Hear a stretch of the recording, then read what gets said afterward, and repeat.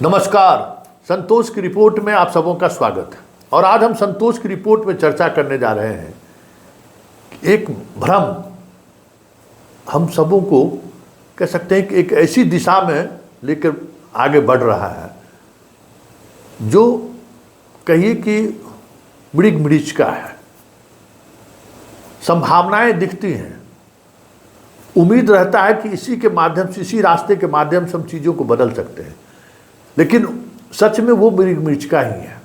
उस रास्ते चीज़ों को हम बदल ही नहीं सकते, लेकिन भ्रम है। और उसी भ्रम की वजह से अगर हमें सत्ता से नाराज़गी होती है तो हम उसको वोट में, चुनाव में तुमको हम सबक सिखा देंगे। कुछ लोग चुनाव मैदान में उतर जाते हैं कि हम चुनाव मैदान में उतर कर उसको हरा कर बताते हैं, चाहे वो मुखिया का चुनाव हो, चाहे वार्ड काउंसलर का चुनाव हो, चाहे प्रमुख का चुनाव हो, चाहे विधायक का चुनाव हो, चाहे एमपी का चुनाव हो। बहुत सारे लोग प्रतिक्रिया स्वरूप राजनीति में आ जाते हैं कि या फिर यह सोचकर राजनीति में आते हैं कि हम राजनीति में आकर चीज़ों को बदल देंगे, सर्वशक्तिमान है राजनीति। लेकिन मेरा मानना है कि हम राजनीति के रास्ते, मतलब राम जी सेतु बना रहे थे ना, जिस भूमिका में गिलहरी थी उस भूमिका में भी आप राजनीति के सहारे चीज़ों को बदल नहीं सकते हैं। शरीर झाड़कर भी मिट्टी डालकर आप उस सेतु निर्माण में अपनी कोई भागीदारी नहीं निभा सकते, बदलाव की सेतु को। इस बात को समझना होगा। कई शिक्षक नेता, इस जो दौर चला है के पाठक और सिद्धार्थ का जो दौर चला और जो चीज़ें आ रही हैं, प्रतिक्रिया स्वरूप हम देख रहे हैं कि ब्रजवासी जैसे लोग चुनाव लड़ रहे हैं।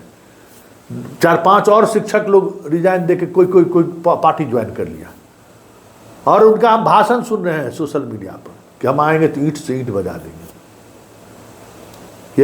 ये जो ईंट से ईंट बजाने की बात है ना, कि हम राजनीति में अगर हम विधान परिषद बन गए तो देखिएगा हम क्या करते हैं सरकार का। आपका औकात जो है ना, हम कहते हैं ना, गिलहरी के बराबर भी नहीं है। आप विधायक नहीं, मंत्री बन जाइए, ठीक ना। यहाँ मुख्यमंत्री का तो चलता ही नहीं है। मुख्यमंत्री का तो पसीना छूटा रहता है कि हम जो चाह रहे हैं, जो सोच रहे हैं, वो चीज़ें इम्प्लीमेंट हो जाए। और उसके लिए समझ जाइए कि जो चतुर्भुज स्थान का कोठा का जो नर्तकी नहीं, देह व्यापार करने वाली जो तवायफ है ना, या बेश्या है, उससे भी बुरी स्थिति में मुख्यमंत्री रहता है। आपको अंदाज़ा नहीं है कि मुख्यमंत्री जो बदलाव चाहते हैं ना, उस बदलाव के लिए उनको कहाँ कहाँ कंप्रोमाइज़ करना पड़ता है, कहाँ कहाँ उनको समझौता करना पड़ता है, कहाँ कहाँ उसे अपने आप को मारना पड़ता है। इसका अंदाज़ा शायद आपको नहीं है। बाकी मंत्री संतरी की तो बात छोड़ दीजिए, क्योंकि सिस्टम में बहुत सारी चीज़ें ऐसी हैं ना जो सब कुछ अलाउ नहीं करता है। मुख्यमंत्री बदलने से और मंत्री बदलने से व्यवस्था बदल जाएगी, कोई ज़रूरी नहीं है, नहीं बदलता है। इस बात को आप समझिए। और ये बात इसलिए मैं कह रहा हूँ कि राजनीति के सहारे जो बदलाव की बात शिक्षक संघ के नेता कर रहे हैं, या जो राजनीति में आ रहे हैं, वो फिर आपको छल रहे हैं। फिर आपके साथ जो है वही काम कर रहा है जो काम आज नेता, आपके शिक्षक नेता लोग, कमी थोड़ी है, सब शिक्षक नेता वहाँ पहुँचे हुए हैं। आप देख लीजिए ना, तमाम शिक्षक नेता पहुँचे हुए हैं। अरे नवल किशोर यादव से भी कोई बड़ा शिक्षक नेता हो सकता है। कितने बार से वो चुनाव जीतते आ रहे हैं और फर्स्ट राउंड में जीत जाते हैं। लेकिन इसका ये मतलब नहीं है कि नवल किशोर यादव जो चाहते हैं, जो बदलाव वो चाह रहे हैं, जिस बदलाव की लड़ाई वो पहले चुनाव में जिसका बीड़ा उठाए थे, आज भी वो बदलाव बहुत ज़्यादा गति में नहीं है। नवल किशोर यादव जी भी हमको कहते हैं कि संतोष जी तनी मुद्दा उठा दीजिए, आप मुद्दा गरमाइएगा ना, तब कुछ ही लोग सुधरेगा। कई बार, अभी हाल ही में 2-3 दिन पहले बात हो रही थी, तो उन्होंने कहा कि संतोष जी हम तो आप ही के बात को आगे बढ़ाते हैं।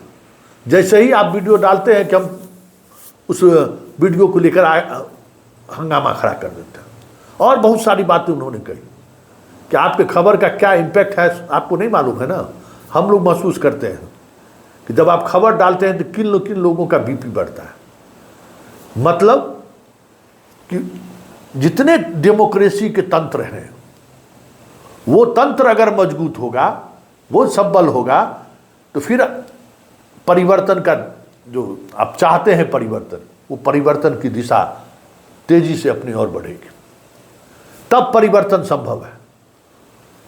क्योंकि सिस्टम में बैठे हुए लोग कब घबराते हैं? जब उन पर सवाल खड़ा होता है। आपके विधानसभा में और विधान परिषद में उठाए गए सवालों पर क्यों संवेदनहीन अधिकारी बना रहता है? मुख्यमंत्री नीतीश कुमार जैसा मुख्यमंत्री सदन में बोलते हैं कि स्कूल 10 बजे से 4 बजे कर दीजिए। अरे सरकार ने है जी, मुख्यमंत्री ने है। मुख्यमंत्री का वक्तव्य मतलब उसको लागू करिए। ब्यूरोक्रेसी का यही काम है, जिम्मेवारी है, दायित्व है। क्या हुआ? लागू हुआ? नहीं लागू हुआ। इसलिए कि मुख्यमंत्री के सदन में कही गई बात को आवाज से आवाज मिलाने वाला जो तंत्र है, वो तंत्र कमजोर हो गया है इस देश में। वो तंत्र निष्प्रभावी हो गया है।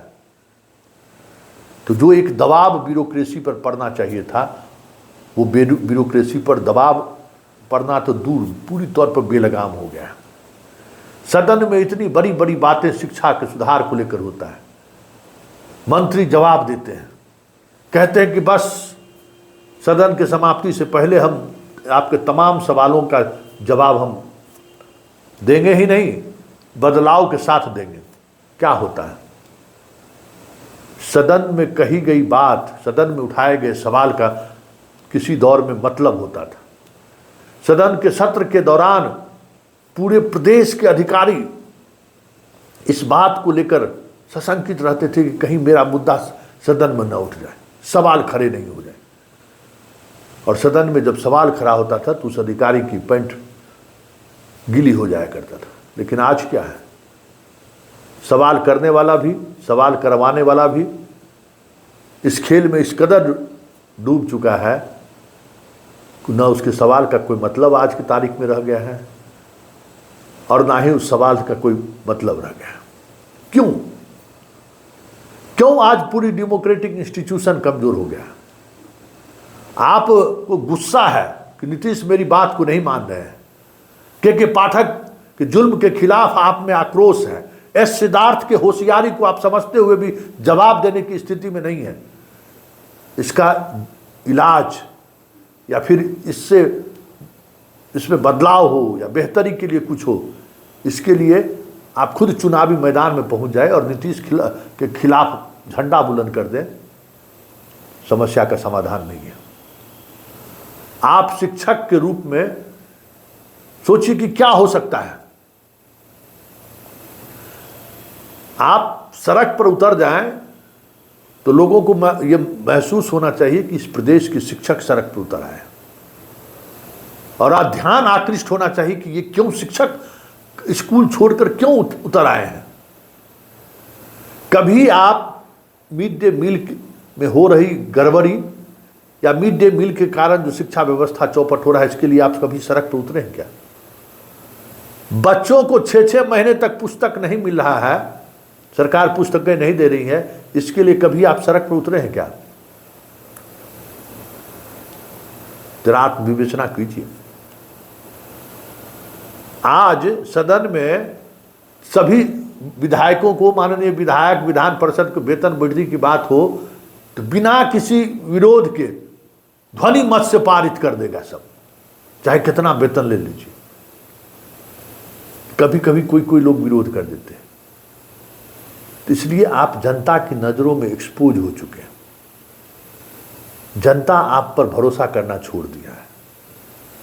तो फिर जब जनता है कि वोट देना अलग बात है, वोट से चुनाव जीत जाना अलग बात है, अब बड़े बहुमत के साथ चुनाव जीत कर आ जाइए अलग बात है, लेकिन जनता ने का भरोसा आप पॉलिटिशियनों पर नहीं है।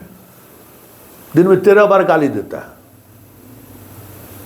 मोदी का वो दौर था, तभी मोदी का विरोध था, और आज मोदी के चाहने वाले भी मोदी से नफरत करने लगे। बहुत सारे ऐसे लोग बदल गए। तो राजनीति कभी भी अस्थायी नहीं होता है। राजनीति में जो आपका जिसके जिसके प्रति आपको श्रद्धा है ना, भाव है ना, वो कभी कभी आपको इतना बड़ा दुख दे देगा कि आप सोच नहीं सकते हैं, आप फ्रस्ट्रेशन में चले जाएंगे। इसलिए राजनीति से कुछ भी बदला नहीं जा सकता है। ये एक थंब रूल को आप समझिए और इस बात को लेकर मंथन कीजिए कि बिना राजनीति में गए हुए राजनीति और ब्यूरोक्रेसी को हम कैसे मजबूर कर सकते हैं जनता के साथ खड़े होने के लिए, जनता के मुद्दों पर उनको कैसे हम मजबूर कर सकते हैं। आज शिक्षकों के साथ जुल्म हो रहा है। शिक्षकों को समझिए कि मतलब पिछले कहते हम पढ़ाई पढ़ाई पिछले 3 महीने से अब ट्रांसफ़र होगा, अब ट्रांसफ़र होगा, नई चीज़ें आ रही हैं। नुकसान किसका हो रहा है? उन बच्चों का।